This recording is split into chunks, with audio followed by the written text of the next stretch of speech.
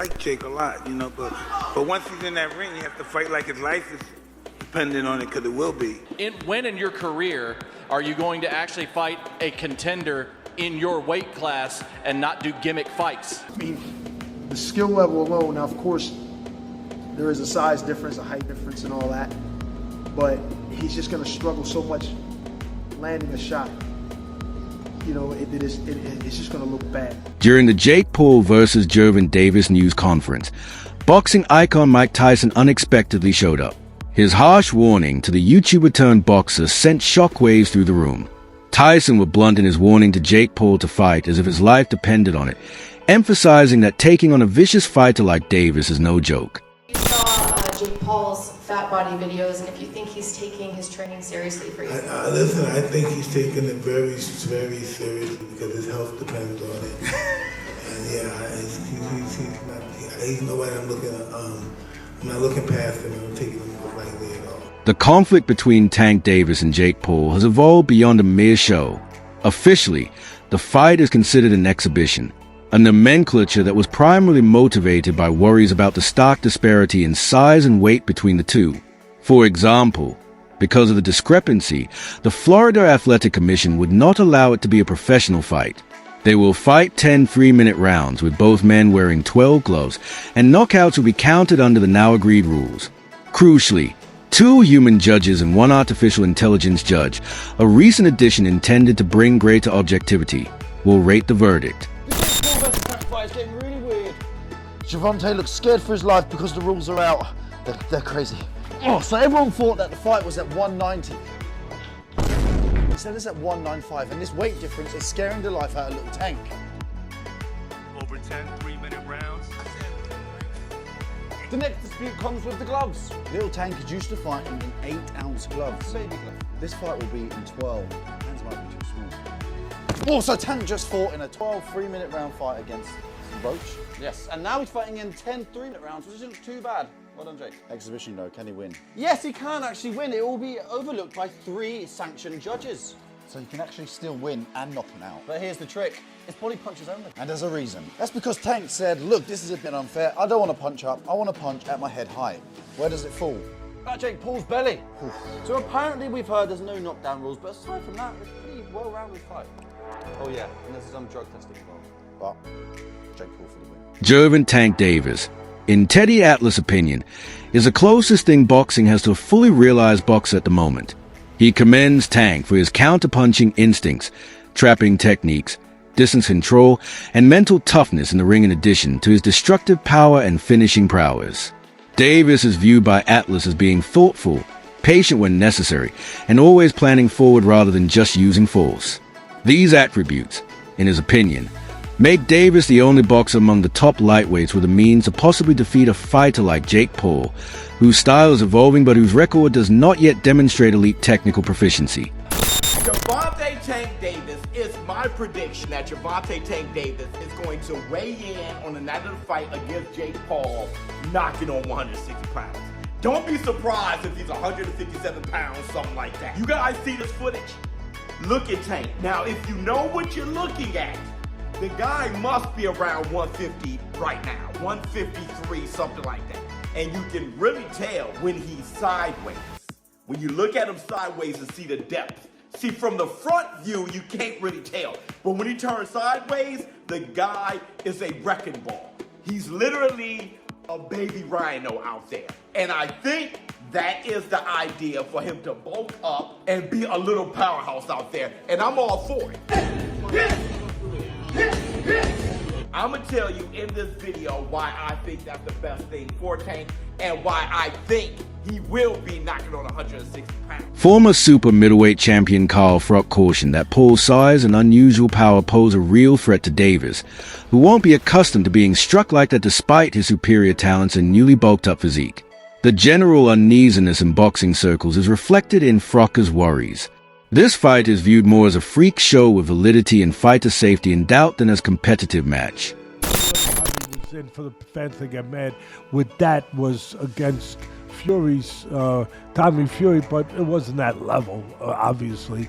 And all the size things you just rightfully pointed out. But he would have been in there with, I mean, it seemed crazy. You're going to go in there with a guy who was a 2-time heavyweight champ and a gold medalist? Wow. Even though the guy's, at a twilight part of his career, still. And you've given a lot of credit and props to Jake Paul on your show of helping get more eyeballs to the sport, but the way he takes it serious and goes about his approach and his work to this craft, that he does take it seriously. With that being said, when he announces Tank Davis, I'm getting tired of these gimmick fights and him loading the deck up. Whether it was Chavez Jr. or an old Mike Tyson, or we could go on and on with some of the UFC guys and the great Anderson Silva at 46 years of age. Tank Davis, great fighter, current fighter, world champion. We know how good he is. Been a top 10 pound-for-pound guy for you for the last few years now. But he's 5'5" and 135 pounds. This sounds like it would be a 195-pound fight, an exhibition. We didn't count on their records. Not a whole lot of other details other than it will be in November, and it sounds like in Atlanta. But I've said enough. I just want to hear your take. What do you make of this news with Jake Paul and Tank Davis? But, and I'm smiling. But back in the day, I love the 1800s, 1700s, my friend out there, 1700s, whatever. But I love the old-time fighters. They were catchweights. And there was guys like Sam Langford. I know Sam Langford shouldn't even be comparing him with this because... Frock has pointed out a weight disparity of around 65 pounds as a major safety concern for the upcoming Paul versus Davis battle on ISA exhibition. Just here at Los Naranjos in Viva, España, and I found out that Gervonta Davis is now fighting Jake Paul. So Jake Paul was supposed to be fighting AJ. Eddie Hearn announced 99% done, which we just spoke about. What next for AJ? Potentially Jake Paul. But it now looks like that Jake Paul is fighting one of Anthony Joshua's legs. He's fighting Gervonta Davis, somebody who's a quarter of his size. I don't even know what's going on. Has Eddie Hearn been played? Let me know what you think. But the AJ fight with Jake Paul's finished. Gervonta Davis, fake Paul, November. I don't know what's going on in the world of boxing. This is an absolute joke. What next for AJ? We'll get into this, and there's so many questions I want to get into in the next episode. But hope you enjoyed this one. And yeah, I just thought I'd give you a quick update because the news has just come in. I'm just trying to relax and play a bit of golf. I can't. I've got to get it off my chest. I'm going to add it to this video. Hope you enjoy it. Don't forget, if you haven't already, hit like, share and subscribe to the best channel in the business, Frotch on Fighting. And we'll see you very soon. Analysts have questioned if Jake Paul is truly prepared to take on real top 15 or top 20 fighters, following a convincing victory over Julio Cesar Chavez Jr. Much of the boxing community is still wary, notwithstanding Emiliano Vargas's opinion on whether Paul now merits such fights. For instance, Eddie Hearn has maintained that although if Paul is making progress and could eventually receive a ranking similar to that of the WBC, there are still many more seasoned, successful fighters who should be ranked higher than him.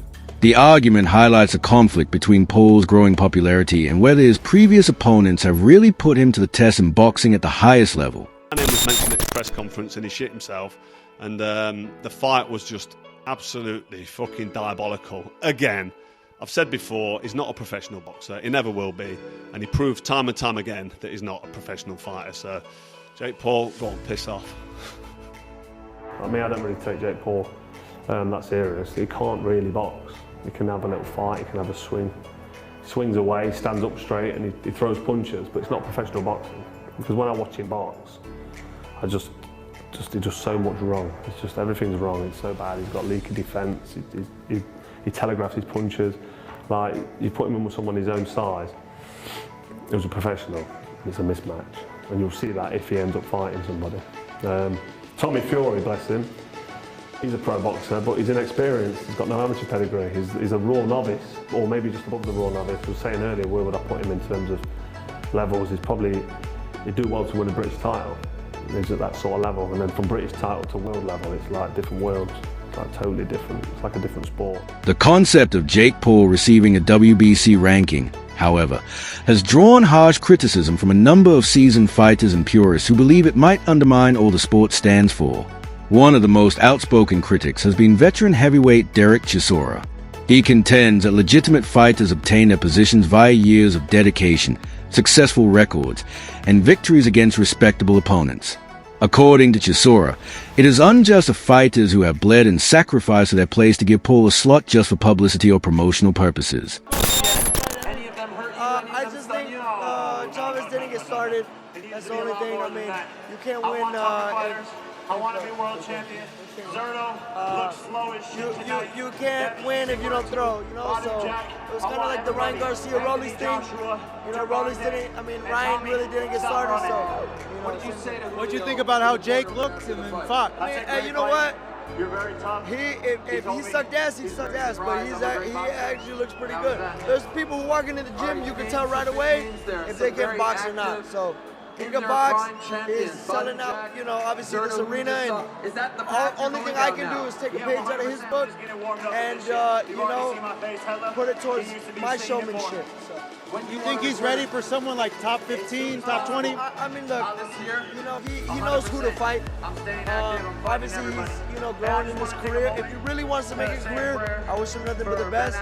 But I just think that, you know, it's going to be a little longer until then. Thank you, Emmy. Appreciate it. Oh, give us an update about you. You got a date coming up. July 26th, Madison Square Garden. I'm ripped up. I'm ready to go. Ran with Manny Pacquiao yesterday. And, you know, 15-0 on the way. Let's go, baby. Thank you, Emmy. Appreciate it, man. My brother, appreciate it. The size and pedigree discrepancy between Jake Paul and Gervonta Davis is extremely stark, as sports journalist Stephen A. Smith noted. Smith questioned whether promoting such mismatched high-profile events does more harm than good for boxing, warning that spectacles like this risk turning the sport into mere entertainment rather than genuine competition. Jake typically weighs more than 200 pounds, while Davis is a lightweight champion. Fans and critics are aware of this stark difference. WBC have said they're going to give a cruiserweight ranking to the winner of this fight. Do you think they deserve one? No, I don't think so. I don't know why. It's hard enough for real athletes, for real boxers, to get those rankings, and then suddenly this Solomon Tuesday decides to give double ranking because he's getting some greens in his, you know, in his back pocket. No, that is disgrace to boxing. Smith has also responded sharply to the contentious March majority draw between Davis and Lamont Roach. He denied any notion that criticism was justified, emphasizing the significance of Davis' stellar record. He believed that Davis' refusal to falter in the face of uncertainty or disagreement was an example of great championship poise. His quick acceptance of a rematch was presented as the action of a boxer who was ready to confirm his supremacy at the greatest level and was confident in his position. Now, I'll give Jake Paul credit for this. At least he's in the ring with a boxer. But 57 years old is 57 years old.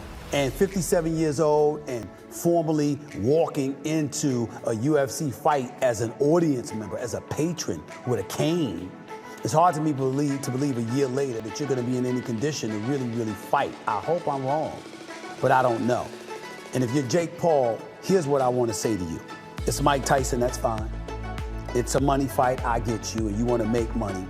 But at some point in time, if you keep telling us that you're taking boxing seriously and you want to be recognized as a big-time boxer / fighter, you're going to have to fight somebody closer to your age, who is a contender at the very least in the sport and who lives with it every single day. Could you please get in the ring with somebody? Pretty please with sugar on top. I'm interested. Smith contends that a well-known and successful champion's reputation could be harmed by facing such a novice or inferior foe.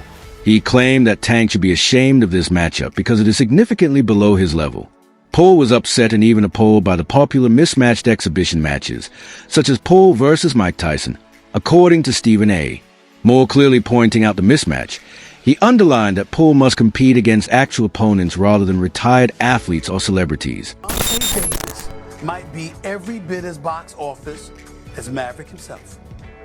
As exciting, as electric, because this dude performs every time out, y'all.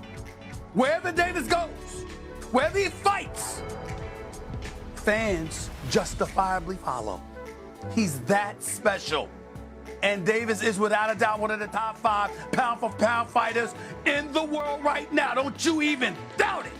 In the meantime, Davis' longtime trainer, Calvin Ford, has stated unequivocally that only he has the ability to defeat Tank. Since no opponent has yet to test Tank's boundaries, Ford informed Stephen A. Smith that the only person who can defeat Tank is Tank versus Tank.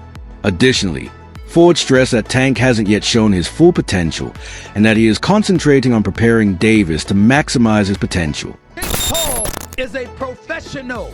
At some point in time, I don't give a damn if it's a light heavyweight. Better be a Bivol, a super middleweight, Canelo, Mexican Monster, David Benavidez, somebody that actually has a reputation. The time has come for Jake Paul to step into the ring with a cat who actually boxes for a living and give us that fight. I appreciate the fact of him promoting. I appreciate him having the cachet as a former YouTuber turned boxer. I like Jake Paul. I respect Jake Paul. I'm just saying, because I like him and because I respect him, I want to see him in the ring. And I don't want to hear, I know his numbers are better, but then he gonna say, I don't need Canelo, Canelo needs me. Well, wait a minute. It ain't just about popularity, bro. Shakur Stevenson didn't mince words when he declared that the vast size differential between Jake Paul and himself made Tank combat a bad idea. In contrast to a genuine unification fight involving the greatest, he emphasized that Davis should instead face a real boxer himself, arguing that the exhibition would be demeaning to the sport.